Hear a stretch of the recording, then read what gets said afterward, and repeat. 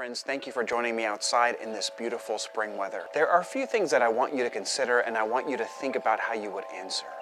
So imagine if an employer came up to you and he offered you a really great job. And then as you had this conversation and you were talking about what you're going to do and where the work is going to be and kind of some of these other details, and then you get to that nitty-gritty question where you ask, so how much am I going to be paid? And then the employer says, nothing, not at all. I'm not going to pay you anything. I want you simply to just be grateful for the job that you're going to get. I'm not going to pay you anything. Would you take the job? Maybe you would, but your husband or your wife or your kids or maybe everyone would kill you and would say, what are you thinking? How can you possibly take a job that pays nothing? Now suppose that you have your children and you're working hard in your house to keep it clean, to take care of things, to cook for them, to clean for them, to educate them, to do all these things, and not once do they say thank you? Never, not at all. Maybe some of you already live that reality. I know sometimes it feels like I do, although I have to accept that they are grateful. What would that be like? Would you like that type of lifestyle? Do you want those types of kids?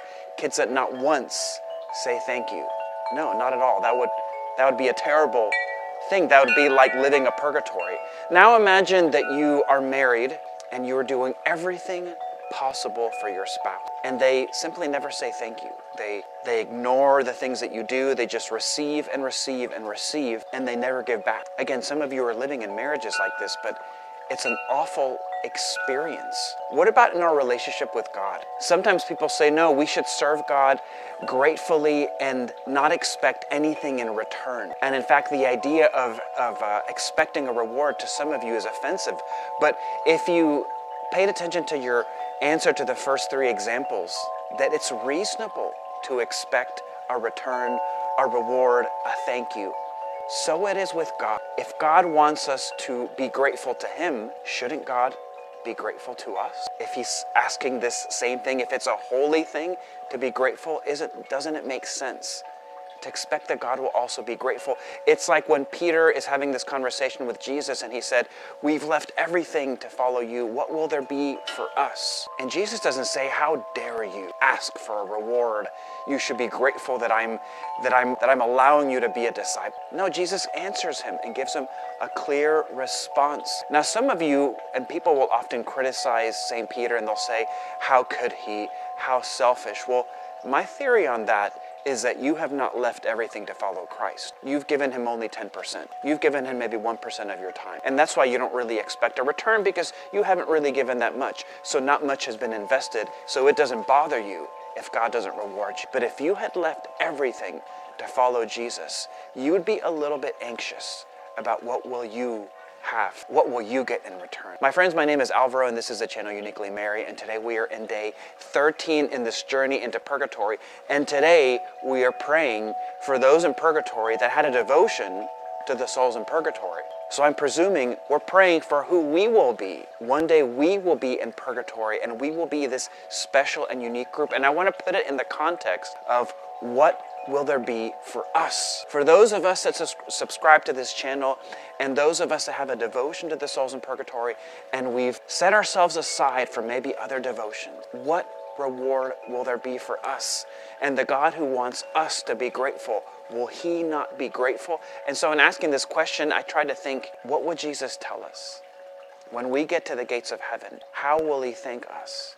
Will he say anything? Or will he simply say, nope, I'm not going to say thank you. I want you to say thank you, but I'm not going to say thank you. I don't think so. So today I want to go to a beautiful source, because today we are around 40 days out from Divine Mercy Sunday. So I want to use this beautiful book, Diary of Divine Mercy, as a source to understand what Jesus would tell us who had a devotion to the souls in purgatory. So sit back and listen. We would be included in this group. Today, bring to me the souls who especially venerate and glorify my mercy, since praying for the souls in purgatory is an act of spiritual mercy, and immerse them in my mercy. These souls sorrowed most over my passion and entered most deeply into my spirit. They are living images of my compassionate heart. These souls will shine with a special brightness in the next life. Not one of them will go into the fire of hell. I shall particularly defend each one of them at the hour of death. And later on, he would speak like this to us in conversation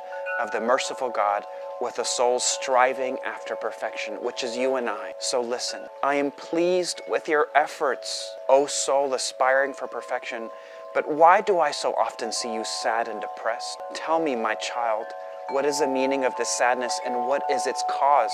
Lord, the reason for my sadness is that in spite of my sincere resolutions, I fall again into the same faults. I make resolutions in the morning, but in the evening I see how much I have departed from them. Jesus responds, you see, my child, what you are of yourself. The cause of your falls is that you rely too much upon yourself and too little upon me. But let this not sadden you so much. You are dealing with the God of mercy, which your misery cannot exhaust. Remember, I did not allot only a certain number of pardons. Later on, he says, my child, know that the greatest obstacles to holiness are discouragement and an exaggerated anxiety. These will deprive you of the ability to practice virtue. All temptations united together ought not to disturb your interior peace, not even momentarily. Sensitiveness and discouragement are the fruits of self-love. You should not become discouraged, but strive to make my love reign in place of your self-love. Have confidence, my child. Do not lose heart in coming for pardon, for I am always ready to forgive you. As often as you beg for it, you glorify my mercy. My child, life on earth is a struggle indeed, a great struggle for my kingdom. But fear not, because you are not alone. I'm always supporting you. So lean on me as you struggle, fearing nothing. Take the vessel of trust and draw from the fountain of life, for yourself, but also for other souls, especially such as are distrustful of my goodness. My friends, I think it's clear that God will acknowledge the mercy we have had for the souls in purgatory, and he gladly extends this mercy to you and I. So for those of us that pray for the souls in purgatory, be encouraged. Blessed are the merciful, for they shall receive mercy. Persevere in this journey in purgatory. If this content has added value to your life, please hit that like button so it can spread to as many people as possible. God bless you, and I will see you tomorrow in day 14.